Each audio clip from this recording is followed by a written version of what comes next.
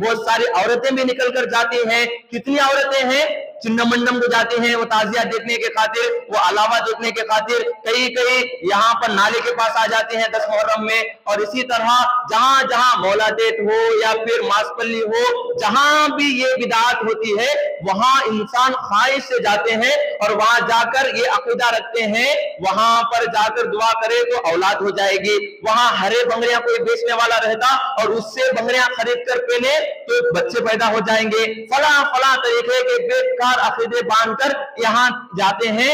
जाना शिर्क है, नाजायज है, हराम है। इस तरह ताजिए के सामने मांगना और बीबी का अलम को देखना और वहां उससे मांगना। मोहतरम व मुकर्रम बुजुर्गों, दोस्तों, आज मुहर्रमुल हराम की पहली तारीख है। इस महीने से मुतालिक जो बातें आप हजरात के सामने अर्ज करनी होती है वो चंद बातें आप हजरात के सामने बयान की जाएंगी।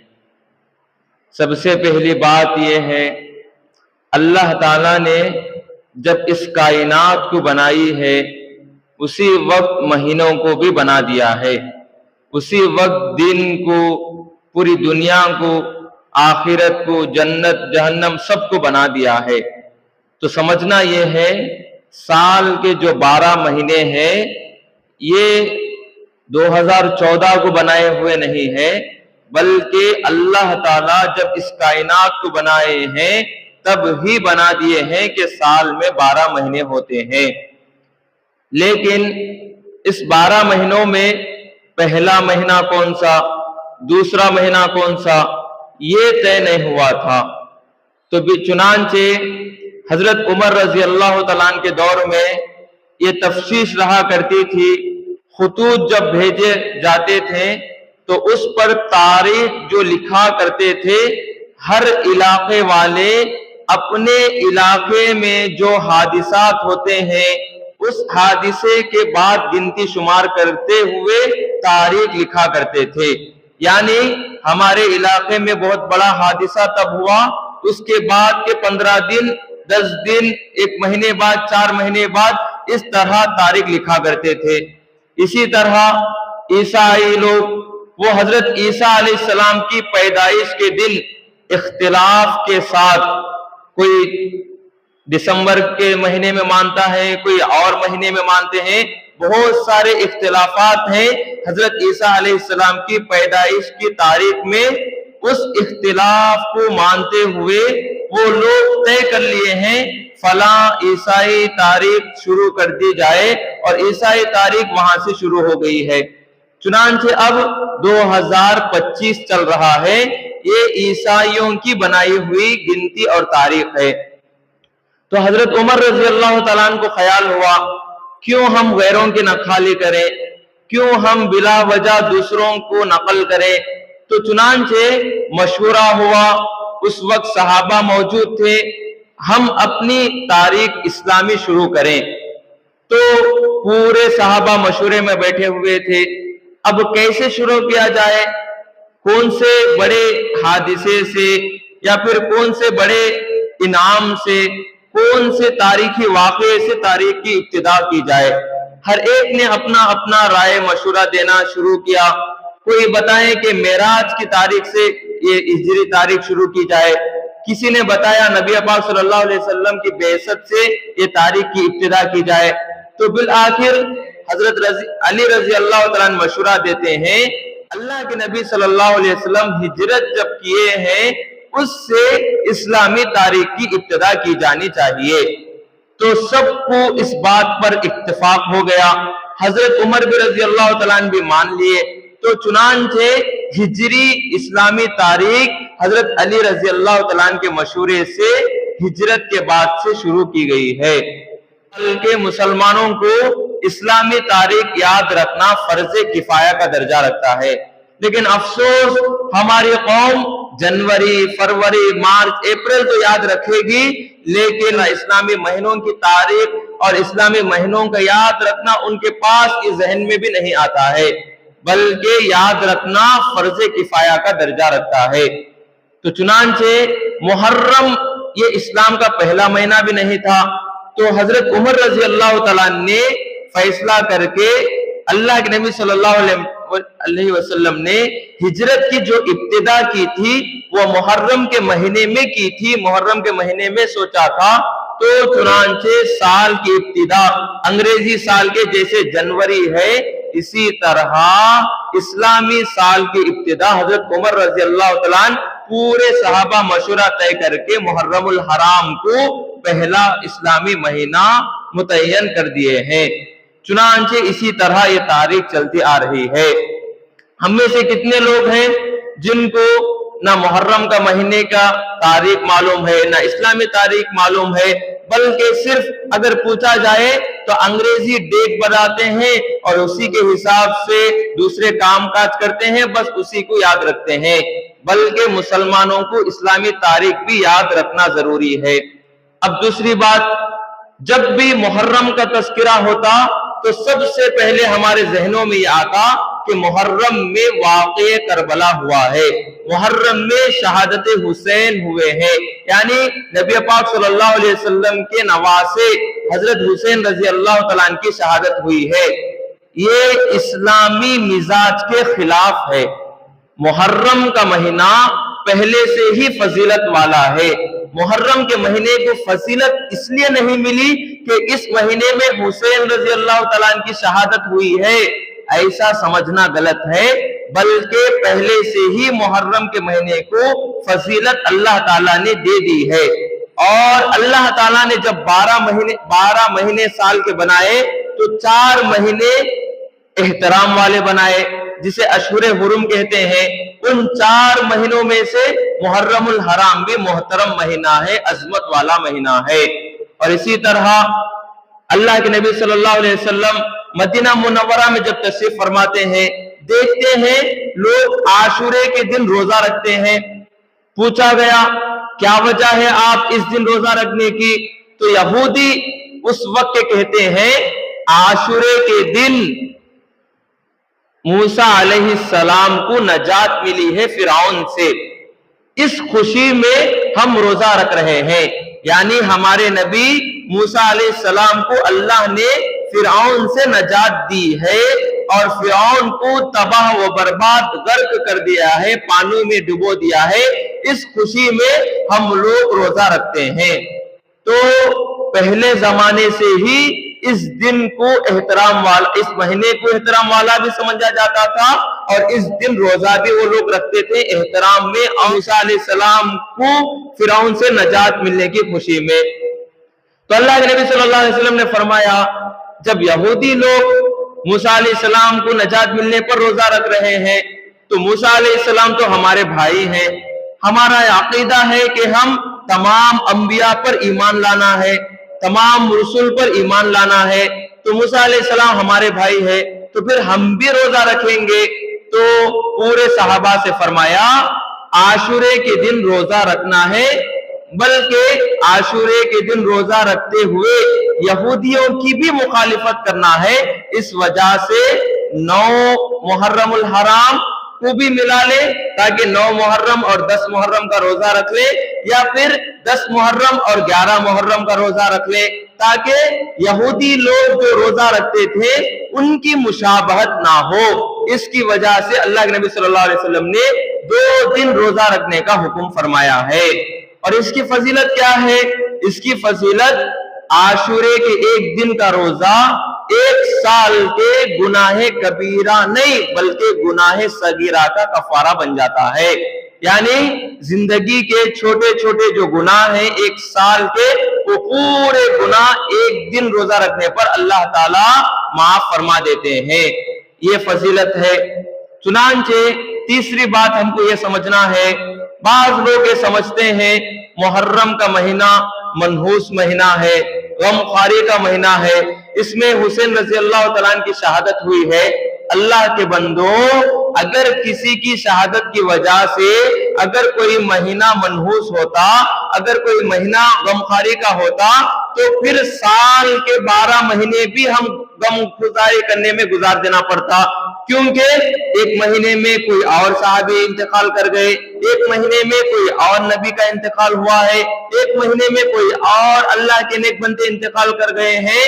اگر کوئی اور کسی مہینے میں شہادت پائے ہیں، شہادت پر اگر غم منانا پڑتا تو ذی الحجہ میں حضرت عثمان رضی اللہ تعالیٰ عنہ شہادت فرمائے ہیں، ذی الحجہ کا مہینہ بھی غم گساری کا ہوتا، 12 ربیع الاول بلکہ ربیع الاول کے مہینے میں کائنات کے دلہا شہنشاہ بطحا محمد رسول اللہ صلی اللہ علیہ وسلم وفات پائے ہیں، تو پھر ربیع الاول کا مہینہ بھی غم گساری کا بن جاتا۔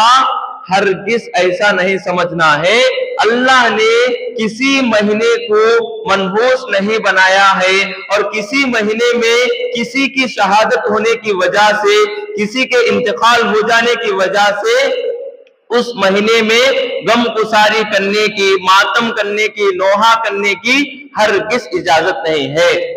اور اگر اسلام کی تاریخ پڑھیں گے تو سب سے پہلے حضرت حسین رضی اللہ تعالیٰ عنہ نے شہادت نہیں پائی ہے، بلکہ اس کے علاوہ، بلکہ حضرت حسین رضی اللہ تعالیٰ عنہ کے علاوہ بھی بہت سارے مسلمان، بہت سارے جان نثاروں نے اللہ کے راستے میں شہادت کا پیالہ نوش فرمایا ہے۔ تاریخ میں لکھا ہے سب سے پہلے شہید ہونے والی وہ ایک خاتون ہے جس کا نام حضرت سمیہ رضی اللہ تعالی عنہا ہے۔ کیا معاملہ ہوا؟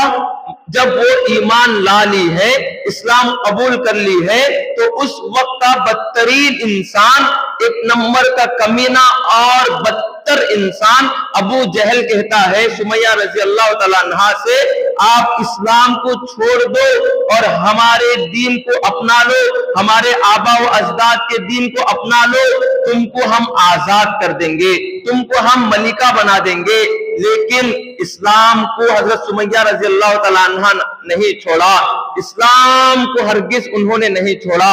تو اس وقت اس بدترین انسان نے حضرت سمیہ رضی اللہ تعالیٰ عنہ سے کہتا ہے، دیکھو تمہارے سامنے 2 گھوڑے ہیں، 2 بیل ہیں، اور تمہارے جسم کے جو 2 ٹانگیں ہیں، ان 2 ٹانگوں کو 2 بیلوں کو باندھ دیا جائے گا، اور میرے ہاتھ میں پرچی ہے، کوڑا ہے، اور یہ کوڑا تمہارے جسم کے نازک جگہ پر مارا جائے گا۔ اگر تم اسلام کو نہیں چھوڑیں گے تو بالآخر وہ دشمنان اسلام، بالآخر وہ مکے کا بدترین شخص ابو جہل اسی طرح کرتا ہے، حضرت سمیہ رضی اللہ تعالی عنہا کو 2 بیلوں کو باندھ دیتا ہے اور کوڑا بھی مارتا ہے جسم پر، اور ان 2 بیلوں کو دوڑاتا ہے، تو وہ 2 بیل پاس میں یعنی مخالف سمت دوڑتے ہیں، ایک بیل سیدھے طرف دوڑا، دوسرا بیل بائیں طرف دوڑا، تو حضرت سمیہ رضی اللہ تعالی عنہا کا جسم آپس میں چھڑ جاتا ہے۔ تو سب سے پہلے شہادت نوش فرمانے والی خاتون وہ حضرت سمیہ رضی اللہ تعالی عنہا ہے۔ اس کے بعد اگر نبی پاک صلی اللہ علیہ وسلم کو بھی غصہ آ گیا ہو، نبی پاک صلی اللہ علیہ وسلم کو بھی غم ہوا ہے، تو وہ کس کی شہادت ہے؟ حضرت حمزہ رضی اللہ تعالیٰ عنہ، وہ کتنے بڑے جلیل القدر صحابی تھے، جن کے بارے میں نصوص قطعی سے ثابت ہے یہ سید الشہداء ہے۔ حضرت حمزہ رضی اللہ تعالیٰ عنہ کے بارے میں آتا ہے یہ سید الشہداء ہے، ان کو کتنی گھنونی حالت میں مارا گیا، اس وقت ان کو قتل کیا گیا، اور قتل کرنے کے بعد اس طرح کہ ان کا چہرہ بھی پہچانا نہیں جا رہا ہے، اور ان کے ناک کاٹی گئی اور ان کے کان کاٹے گئے، اور اسی طرح ان کی کھوپڑی باہر نکالی گئی اور اس کھوپڑی میں شراب ڈال کر پی گئی ہے، اور ان کا کلیجہ کچا چبایا گیا ہے۔ اتنی بھیانک طریقے سے ان کو قتل اور مارا گیا ہے۔ یہ ہے حضرت سیدنا حمزہ رضی اللہ تعالیٰ عنہ جو اس طرح شہادت پائے ہیں۔ اس کے بعد حضرت عمر رضی اللہ تعالیٰ عنہ، دیکھ لیجئے تاریخ میں کیسی شہادت ان کو ملی ہے۔ ذی الحجہ کے آخری دنوں میں ایک بندہ آتا ہے فیروز لولو نامی، ایک یہودی بلکہ ایک خبیث ترین شخص آ کر حضرت عمر رضی اللہ تعالیٰ عنہ جو نماز کے حالت میں رہتے ہیں چھرا بھونکتا ہے اور وہ اسی حالت میں زخمی ہو جاتے ہیں. 3-4 دن گزرنے کے بعد محرم کی پہلی تاریخ کو حضرت عمر رضی اللہ تعالیٰ عنہ شہادت کا پیالہ نوش فرما دیتے ہیں. حضرت عمر رضی اللہ تعالیٰ عنہ کتنی پوری دنیا پر حکومت کرنے والے حضرت عمر، ان کی شہادت محرم کی پہلی تاریخ میں ہوئی ہے. تو بتلانا مقصود یہ ہے کہ شہادت پانا کوئی بری چیز نہیں ہے. قرآن مجید میں آیت ہے اللہ کے راستے میں جہاد کی حالت میں جو بھی قتل ہو جاتا ہے تم اس کو مردہ مت کہو بلکہ وہ زندہ ہے، ہرگز اس کو مردہ مت کہو. تو حضرت عمر رضی اللہ تعالیٰ عنہ کی شہادت ایک محرم الحرام کو ہوئی ہے. کیا کیا ان کی خوبیاں ہیں، کیسے وہ عجیب بادشاہ تھے، کیسے وہ عدل و انصاف کے پیکر تھے، جن کے بارے میں بتلایا جاتا ہے مرد جلال، مرد ہنر بھیجنا پڑا، اونچے بدن کے لیے اونچا سر بھیجنا پڑا. بڑھنے لگا تھا زور زمین پر تو رب کو عمر بھیجنا پڑا. اس طرح کے بہت سارے اشعار ان کی منقبت میں پڑھے جاتے ہیں. تو حضرت عمر رضی اللہ تعالیٰ عنہ کی شہادت بھی ہوئی ہے. اس کے بعد حضرت عثمان رضی اللہ تعالیٰ عنہ، یہ کون ہے؟ دورے داماد نبی، یعنی اللہ کے نبی صلی اللہ علیہ وسلم کی 2 بیٹیاں حضرت عثمان رضی اللہ تعالیٰ عنہ کی نکاح میں آئی ہے، ایک کے بعد ایک. پہلی ایک بیٹی کا نکاح ہوا، انتقال ہو گئے، پھر دوسری بیٹی کو بھی اللہ تعالیٰ نے، اللہ کے نبی صلی اللہ علیہ وسلم نے حضرت عثمان رضی اللہ تعالیٰ عنہ کے نکاح میں دیا ہے. عثمان کون ہے؟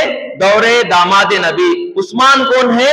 وہ سخی انسان جس کا دروازہ خزانے کا ہر وقت مسلمانوں کے لیے کھلا رہتا تھا، جس کو زندگی میں ہی 2 مرتبہ جنت کی بشارت سنا دی گئی ہے.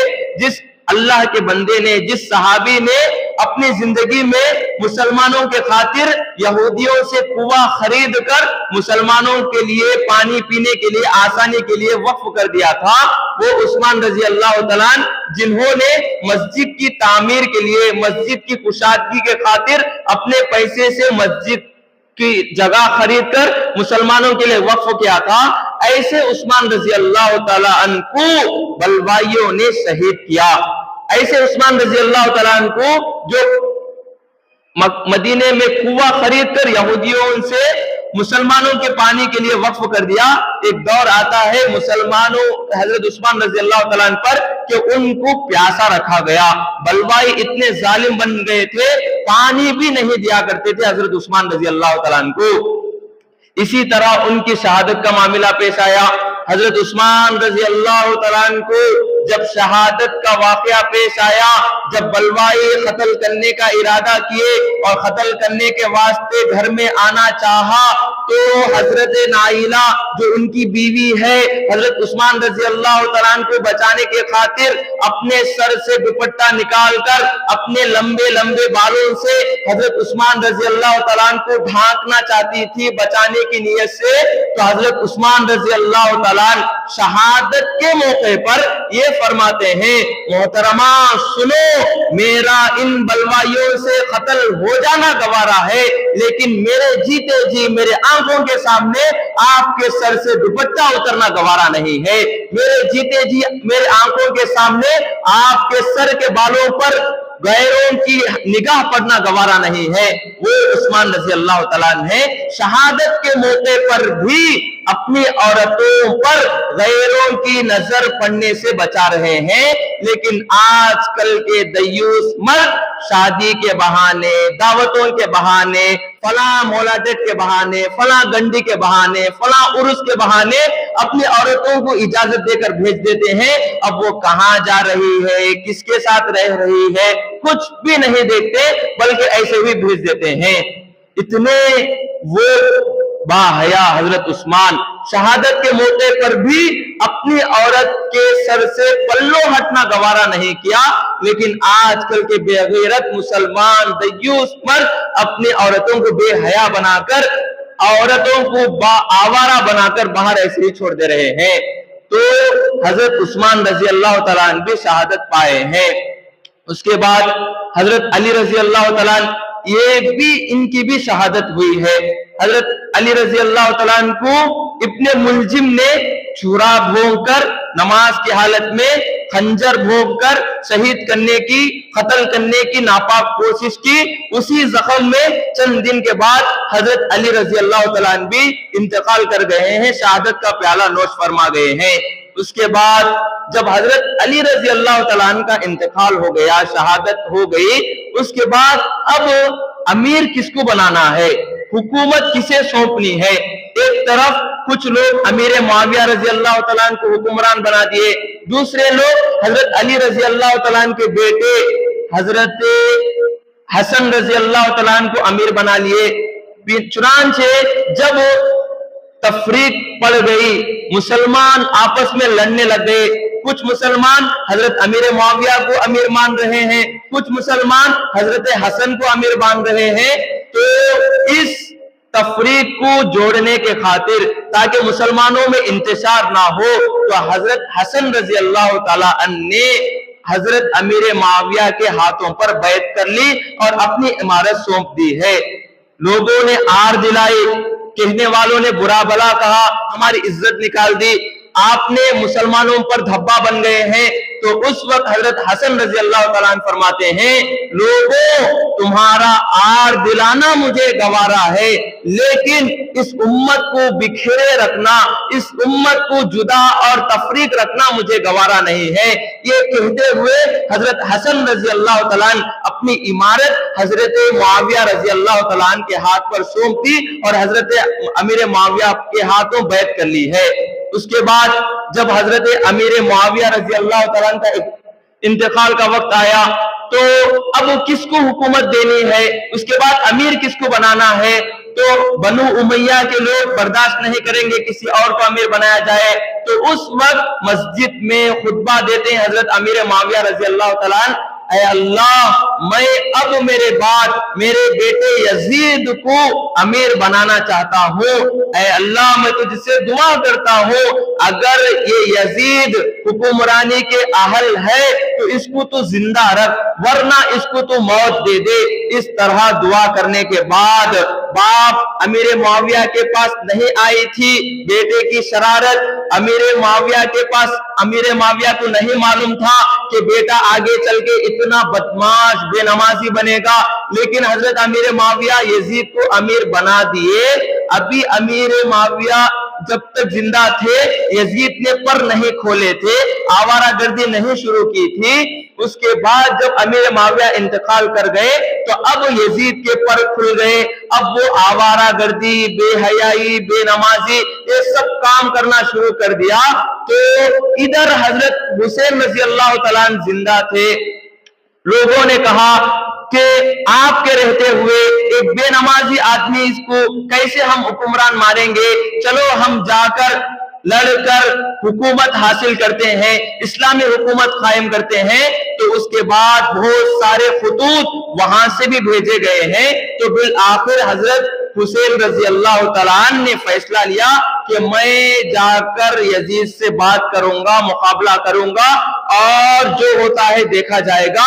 یہ سارا واقعہ ہے واقعہ کربلا، جو آئندہ کے جمعہ میں تفصیل کے ساتھ آپ حضرات کو سنایا جائے گا.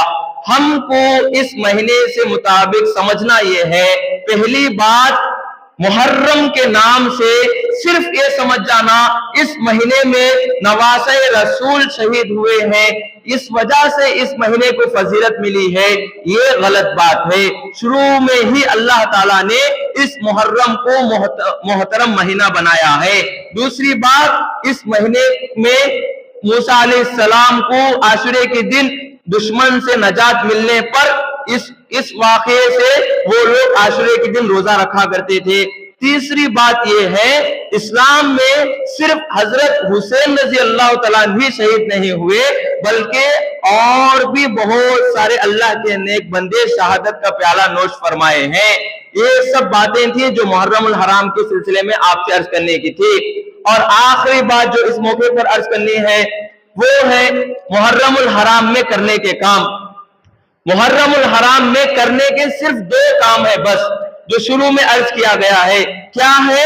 محرم الحرام میں عاشورے کے دن روزہ رکھنا، 10 محرم کو روزہ رکھنا، 10 محرم کو یہودی بھی روزہ رکھا کرتے تھے، تو اس وجہ سے ان کی مخالفت کے طور پر اللہ کے نبی صلی اللہ علیہ وسلم نے فرمایا 9 محرم کو بھی ملا لیا جائے یا 11 محرم کو بھی ملا لیا جائے۔ کیا مطلب؟ 9 10 یا 10 11، اس طرح 2 دن روزہ رکھنا، اس کا ثواب 1 سال کے گناہ معاف ہوتے ہیں۔ اور دوسرا کام جو کرنے کا ہے وہ یہ ہے عاشورے کے دن گھر میں وسعت کرنا، عاشورے کے دن گھر میں کچھ نیا بنانا، نیا کھانا، عام دنوں سے زیادہ کچھ پھل پھلالی فروٹ وغیرہ 10 محرم کو لا کر اپنے بچوں کو کھلانا۔ یہ حدیث سے ثابت ہے کہ عاشورے کے دن اللہ کے نیک بندوں کا معمول بھی رہا ہے کہ گھر میں وہ دن میں روزہ رکھا کرتے تھے اور مغرب میں اور رات میں کچھ نیا بنا کر کھایا کرتے تھے۔ گھر میں وسعت کرنا، یہ 2 کام ہے بس، اس کے علاوہ کوئی اور کام نہیں ہے جو کرنے کے۔